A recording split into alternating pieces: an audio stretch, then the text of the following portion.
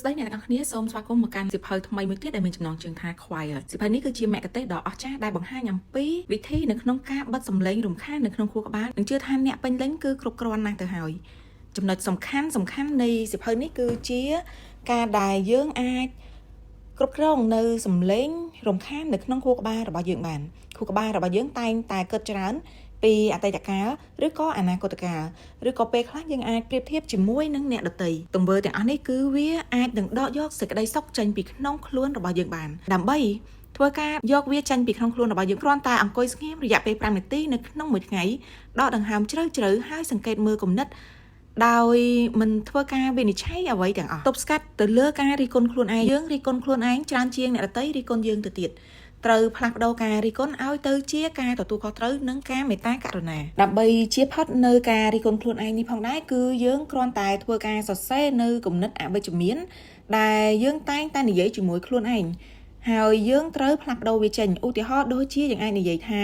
ខ្ញុំគួតហ្មងខ្ញុំអត់សមអញ្ចឹងសោះក៏អ្នកទៅជានិយាយវិញថាខ្ញុំកំពុងតែរៀនខ្ញុំនឹងកែលម្អវាជារៀងរាល់ថ្ងៃធ្វើការផ្ដាច់នៅអ្វីដែលអ្នកកំពុងឬក៏តែងតែនិយាយនៅពាក្យស្ដីបន្ទោសពាក្យអវិជ្ជមានមកកាន់ខ្លួនឯងហ្នឹងទៅភ្ជាប់ទៅនឹងអ្វីមួយផ្សេងដែលជាលក្ខណៈវិជ្ជមានដោយ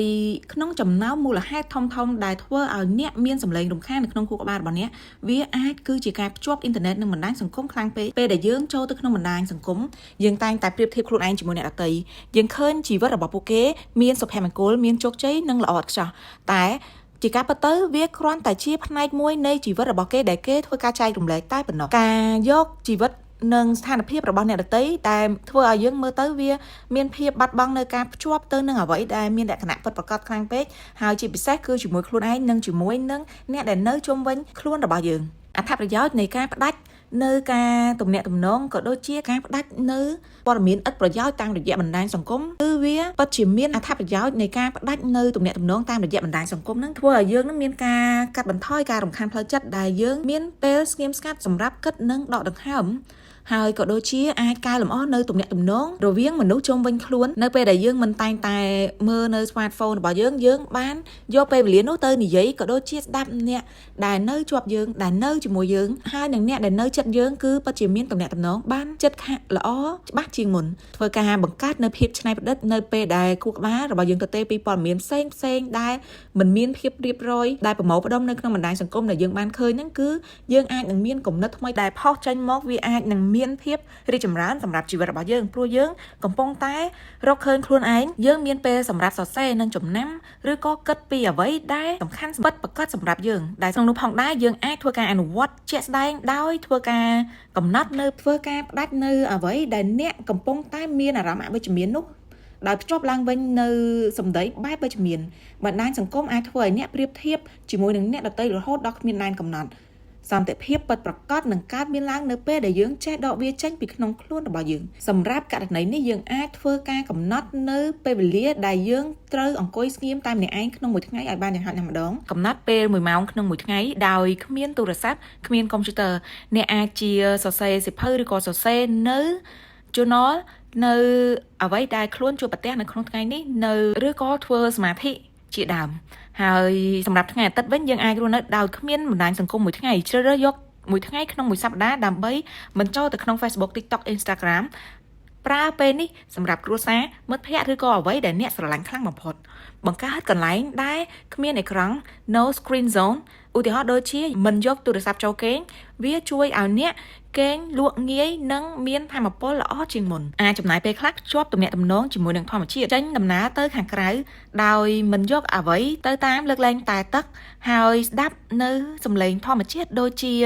សំឡេងទឹកហូរសំឡេងខ្យល់បក់អាចជាការដើរនៅសួនទទួលយកនៅអារម្មណ៍ដែលខ្យល់បក់បោកភាយកាត់ចូលមកក្នុងខ្លួនរបស់យើងជាឧទាហរណ៍ប្រសិនបើអ្នកតែងតែមានទម្លាប់នៅក្នុងការមើល TikTok Facebook YouTube ឬក៏ channel សង្គមអ្វីផ្សេងមុននឹងពេលអ្នកចូលគេងអ្នកតែងតែមានអារម្មណ៍ថាគេមិនឆ្អែតហើយមិនចង់ចូលគេងទេប៉ុន្តែពេលដែលភ្ញាក់ពីគេងនឹងដូចមានអារម្មណ៍ថាអស់កម្លាំងហើយគេងអត់ឆ្អែតហ្មងអញ្ចឹងនេះគឺជាឥទ្ធិពលមួយដែលបណ្ដាលមកពីអេក្រង់ blue light ដែលយើងមើលពេលយប់ហ្នឹងវាធ្វើឲ្យយើងប៉ះពាល់ដល់ទាំងភ្នែកទាំងសុខភាពទាំងជាពិសេសទៅលើការគេងរបស់យើងដូច្នេះហើយ យើងអាចអនុវត្តទៅកាន់ទម្លាប់ល្អឡើងវិញដោយប្រើប្រាស់1ម៉ោងមុនគេនឹងគ្មានអេក្រង់តែម្ដងហើយបដូរជាការអានសៀវភៅឬក៏សរសេរចំណាំនៅកិច្ចការងារប្រចាំថ្ងៃនៅ daily routine របស់យើងបន្ទាប់ពីមួយសប្តាហ៍អ្នកនឹងចាប់ផ្ដើមមានអារម្មណ៍ថាគេងលក់ស្រួលជាងមុនហើយពេលដែលភ្ញាក់ឡើងគឺមានថាមពលខ្លាំងជាងមុនដូចនេះដែរជាសរុបសេចក្តីមកយើងអាចធ្វើការផ្ដាច់នៅការរំខានមួយចំនួនហើយជាពិសេសក៏យើងអាចព្យាយាមសរសេរនៅអ្វីដែលយើងតែងតែមានភាពអវិជ្ជមាននិយាយជាលក្ខណៈអវិជ្ជមានមកកាន់ខ្លួនឯង inner mind របស់យើងហ្នឹងគឺយើងបដូរវាទៅជាទម្លាប់នៃការសរសេរបែបវិជ្ជមានវិញហើយបន្ទាប់ពីយើងធ្វើការកត់ត្រាសរសេរនៅគំនិតអវិជ្ជមាននោះយើងប្រកាសជាទទួលស្គាល់ដឹងពីខ្លួនឯងថាខ្លួនឯងពិតជាមិនមានភាពល្អឥតខ្ចោះនោះទេអញ្ចឹងត្រង់ចំណុចនេះហើយគឺជីវិតដែលមិនល្អចំណុចដែលមិនល្អឥតខ្ចោះរបស់យើងនេះគឺត្រូវបង្វែរវាឲ្យទៅជាចំណុចល្អឥតខ្ចោះទៅជាចំណុចដែលយើងខ្លាំងយកចំណុចខ្សោយធ្វើជាចំណុចនៃការចាប់ដើមនៅក្នុងការកសាងជីវិតថ្មីនិង routine ថ្មីរបស់យើងដោយធ្វើការបង្វែរដូចទៅនឹងចំណុចខាងដើមយកភាពអវិជ្ជមានធ្វើជាចំណុចវិជ្ជមានវិញសរសេរនៅ3ចំណុចដែលអ្នកគិតថាអ្នកកំពុងតែធ្វើការបន្ទោសខ្លួនឯងឬក៏ផ្ដល់នៅអារម្មណ៍អវិជ្ជមានសម្រាប់ខ្លួនឯងហើយធ្វើវាទៅជាចំណុចដែលវិជ្ជមានវិញឧទាហរណ៍ដូចជាអ្នកតែងតែមើលអេក្រង់ទូរស័ព្ទនៅពេលយប់មុនចូលគេង1ម៉ោងក្នុងមួយថ្ងៃដូចទៅនឹងសៀវភៅដែលយើងបានរៀបរាប់ខាងដើមអាចចូលទៅមើលនៅក្នុងសៀវភៅ You Only Need 1 Hour a Day ដែលមានការលម្អិតយ៉ាងខ្លាំងទៅលើចំណុចនៃការអនុវត្ត1ម៉ោងក្នុងមួយថ្ងៃដើម្បីផ្លាស់ប្ដូរជីវិតរបស់យើងដូច្នេះហើយសារៈសំខាន់នៃសៀវភៅ Quiet នេះគឺពិតជាមានសារៈសំខាន់ណាស់ដើម្បីបើកចិត្តមេត្តាចំពោះខ្លួនឯងហើយចងចាំថាអ្នកគ្រប់គ្រងខ្លួនឯងបានអ្នកនឹងគ្រប់គ្រងអ្វីៗបានទាំងអស់សូមអរគុណសម្រាប់ការតាមដានស្ដាប់ជួបគ្នានៅប្រធានបទបន្ត